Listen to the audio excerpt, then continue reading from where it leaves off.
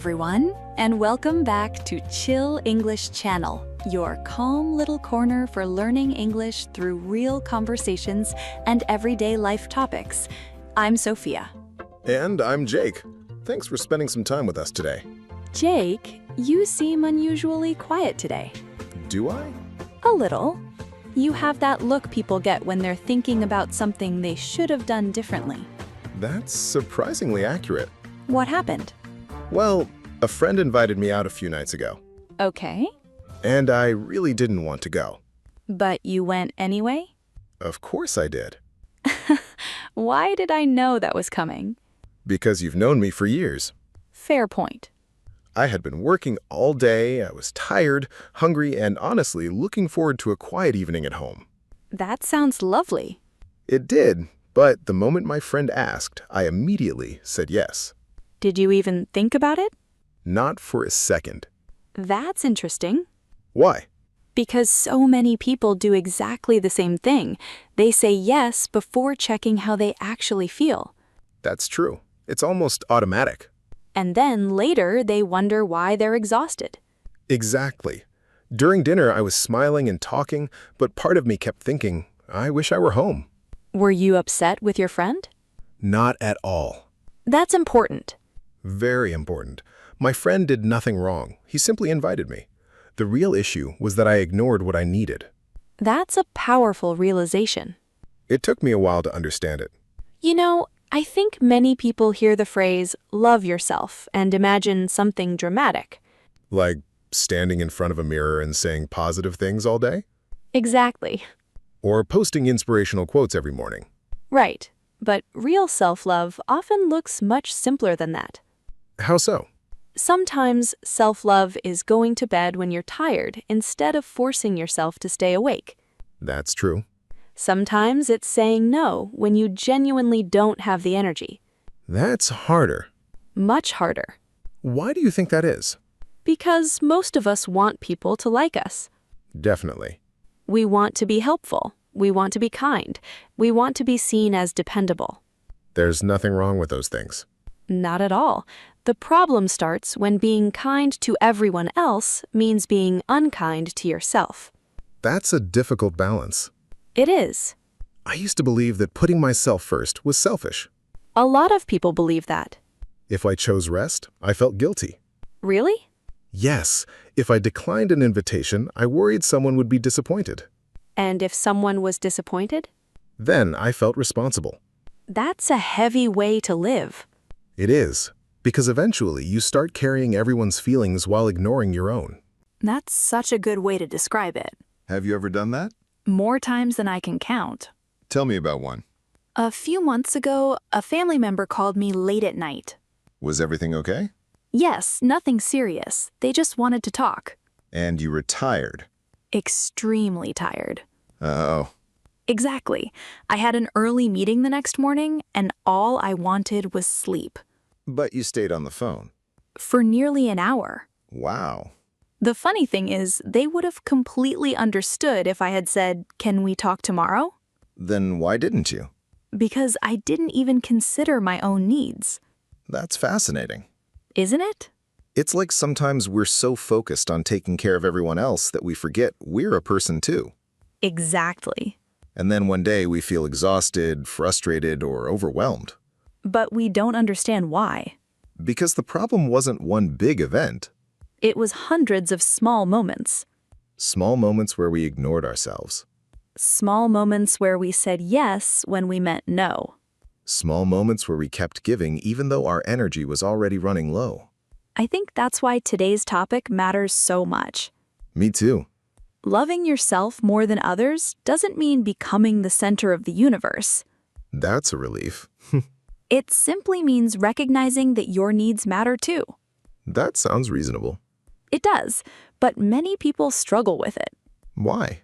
Because we're often taught how to care for others, but we're rarely taught how to care for ourselves. That's true. Think about it. If a friend came to you and said, "I'm completely exhausted," I'd tell them to rest. if they said, "I've been working nonstop," I'd tell them to take a break. if they said, "I haven't had a day to myself in months," I'd probably say that's not healthy. Exactly. But when it's us, the conversation changes. Suddenly, we become much less understanding. We tell ourselves to push harder, Work more. worry less, Sleep later. keep going. And eventually, we wonder why we're so tired all the time.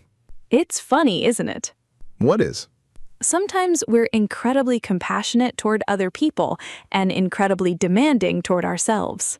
That's very true. Maybe loving yourself more starts with speaking to yourself the way you'd speak to someone you care about. I like that idea. Instead of asking, how can I make everyone happy today? You might ask, what do I actually need today? That's a simple question. But it can reveal a lot. Sometimes the answer is rest. Sometimes it's space. Sometimes it's honesty. And sometimes it's simply admitting that you're tired of always putting yourself last. You know, something else comes to mind when we talk about self-love. What's that? Approval. Ah, that's a big one. I think a lot of people spend years chasing it without even realizing it. Approval from parents, friends, coworkers, teachers. Even strangers on the internet. Especially strangers on the internet. It's strange when you think about it. How so? Sometimes one compliment can make our whole day, That's true. but one negative comment can ruin it. Unfortunately, that's true too. Why do we give other people so much power over how we feel? That's a difficult question. Do you think everyone does it? To some degree, yes. Humans naturally want connection. We want to feel accepted. There's nothing wrong with that. Not at all. The problem begins when our self-worth depends entirely on what other people think. I experienced that a few years ago. What happened? I worked really hard on a presentation. Okay. I spent days preparing it. I checked every detail. I practiced several times. Sounds impressive. I thought so too. Then what happened? Most people liked it. That sounds good. It should have been, but one person criticized it. Just one? Just one. Let me guess. That's the only comment you remembered. Exactly. We humans are funny sometimes. 20 people said positive things. One person said something negative, and my brain immediately focused on the negative comment. I think many listeners will understand that feeling. For 2 days, I kept replaying that criticism in my mind. Even though most people were happy with your work. Yes, Looking back, what do you think was happening? I think I was looking for permission to feel good about myself. That's interesting. Instead of deciding that I had done a good job, I was waiting for someone else to tell me. And when one person disagreed, your confidence disappeared. Exactly. That's exhausting. It really is. Because there will always be people who disagree with us. Always. There will always be people who don't understand us. Or don't like our choices. Or simply have a different opinion. That's part of life. Which means if our happiness depends on everyone's approval, we'll spend our entire lives waiting. That's a depressing thought. It is. So what should we do instead? I think we need to learn to trust our own judgment more. Easier said than done. Definitely. I remember another situation that taught me this lesson. Go on. A friend once canceled plans with me at the last minute. That's disappointing. It was, but what surprised me was my reaction. What do you mean? My first thought wasn't, they're busy. Okay. My first thought was, maybe they don't want to spend time with me. Ah. Then it became, maybe I'm boring. Oh no. Then, maybe they don't actually like me. Your mind went on quite a journey. A very dramatic journey. And what was the real reason they canceled? Their child got sick. That's a completely reasonable reason. Exactly. But before I knew that, I had already created an entire story. I think many people do that. Why? Because insecurity likes to fill empty spaces. That's a great sentence. When we don't have information, we often invent it. And usually, the story isn't very kind. Rarely. So, loving yourself more might mean giving yourself the benefit of the doubt, I like that. instead of immediately assuming something is wrong with you. Exactly. Another thing I've noticed is that people are often kinder to strangers than they are to themselves. That's very true. If a stranger makes a mistake, we understand. If a friend makes a mistake, we forgive them. But when we make a mistake, Suddenly, we're on trial. that's exactly how it feels. We become our own harshest critic. I used to do that all the time. What kind of things would you say to yourself? Things I would never say to another person. Such as, You're not good enough. ouch, You should have done better. that's painful. Everyone else is doing better than you. That's a dangerous comparison. It really is. Because we rarely compare fairly. What do you mean? We compare our struggles to someone else's highlights. That's so true. We see their success, but not their doubts. Their achievements, but not their failures. Their confidence, but not their fears. And then we wonder why we feel inadequate. Exactly. I think self-love requires a different kind of conversation. Tell me more. Instead of saying, why am I not like them? You ask. What do I need right now to keep growing? That's much healthier. It keeps the focus on your own journey. Rather than somebody else's. Yes. You know another word that comes to mind? Which one? Boundaries. Ah, boundaries. Many people hear that word and immediately think it sounds cold. Or unfriendly. Exactly. But healthy boundaries aren't about pushing people away. They're about protecting your energy. That's a much better definition. Think about your phone battery. Okay, If you never charge it, eventually it dies. makes sense. Yet many people expect themselves to keep giving energy without ever recharging. That's impossible. Exactly. And then they feel guilty for being tired. Which makes no sense when you say it out loud. It really doesn't. Boundaries can be simple. Like what? Saying, I can't help today. That's a useful one. Or, I need some time to think about it. I like that. Or even, I'm not available right now. Short, honest, and respectful. Exactly. The funny thing is that most people respect our boundaries more than we expect. That's been my experience too.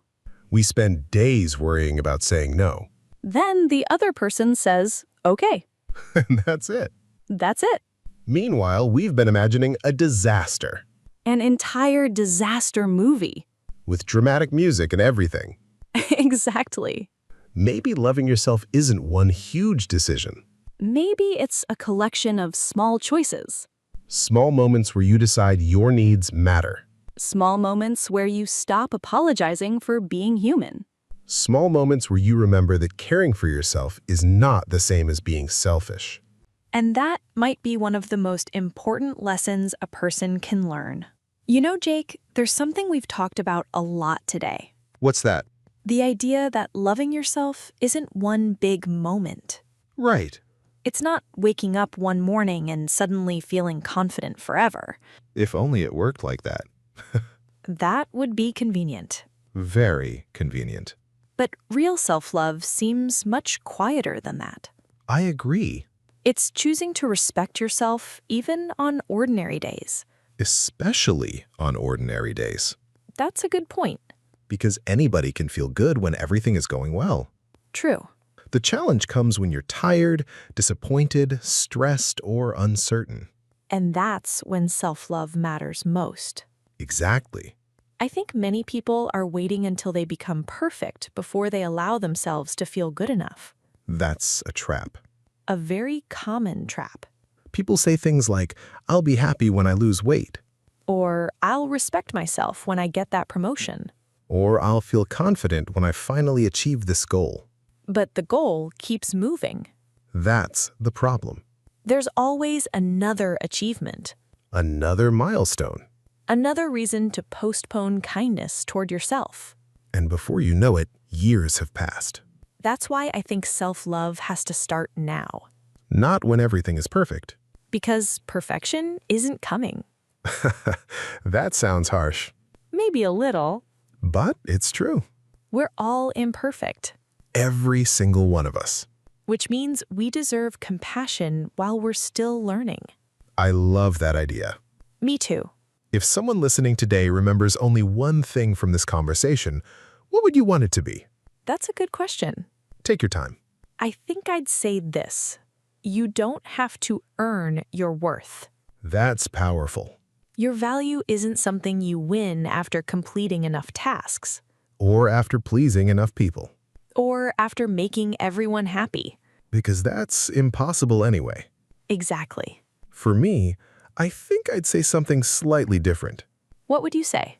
Don't abandon yourself while trying to take care of everyone else. That's beautiful, We spend so much time supporting others. which is a wonderful thing. Absolutely. But we need some of that support too. Otherwise, we end up running on empty. And nobody benefits from that. Not even the people we're trying to help. Exactly. All right. Let's slow down for a moment and look at some useful vocabulary from today's conversation. Great idea. Our first word is boundary. Boundary. A boundary is a limit that helps protect your time, energy, or well-being. For example, you could say, I'm learning to set healthy boundaries. Or creating boundaries helps me protect my peace. Excellent. Our second word is self-worth. Self-worth. Self-worth means the value you believe you have as a person. You might say, my self-worth should not depend on other people's opinions. Or, I'm working on improving my self-worth. That's a very important one. Our third word is confidence. Confidence. Confidence means believing in yourself and your abilities. For example, I feel more confident when I trust my decisions. Or, confidence grows through practice. Nice. Our fourth word is balance. Balance. Balance means giving appropriate attention to different parts of your life. You could say, I'm trying to find a better balance between work and rest. Or, healthy relationships require balance. Very useful. Our fifth word is well-being. Well-being. Well-being refers to your overall health, happiness, and quality of life. Example, taking breaks is important for my well-being. Or, I'm making my well-being a priority. And our final word?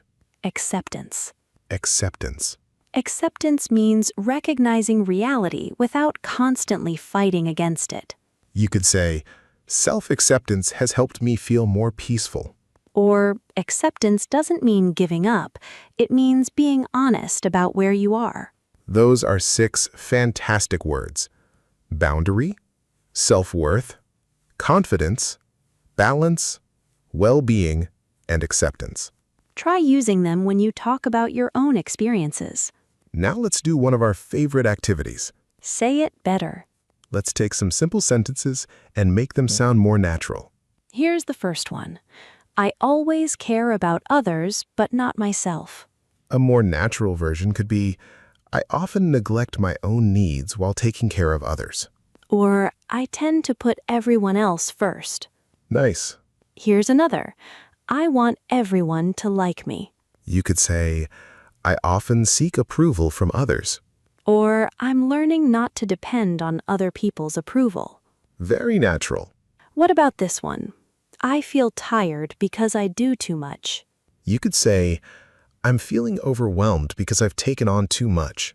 Or, I need to create better boundaries around my time. Great. Here's another common sentence. I am trying to be kinder to myself. A smoother version could be, I'm learning to practice self-compassion. Or, I'm working on treating myself with more kindness. Excellent. One more. Let's do it. I don't want to lose myself while helping others. You could say, I want to support others without abandoning my own needs. Or, I'm learning to care for others while still taking care of myself. I think that sentence captures today's message perfectly. I think so too. Before we finish, let's leave our listeners with a simple question. Good idea. What's one small thing you can do for yourself this week? It doesn't have to be something big. Maybe it's getting more rest. Maybe it's saying no to something that drains your energy. Maybe it's taking a break without feeling guilty. Or maybe it's simply speaking to yourself with a little more compassion. Whatever it is, remember that your needs matter too. You deserve the same kindness that you so freely give to others. Thank you for joining us today on Chill English Channel. keep practicing your English one step at a time. Take care of yourself. And don't forget to make room for yourself in your own life. Bye for now. See you next time.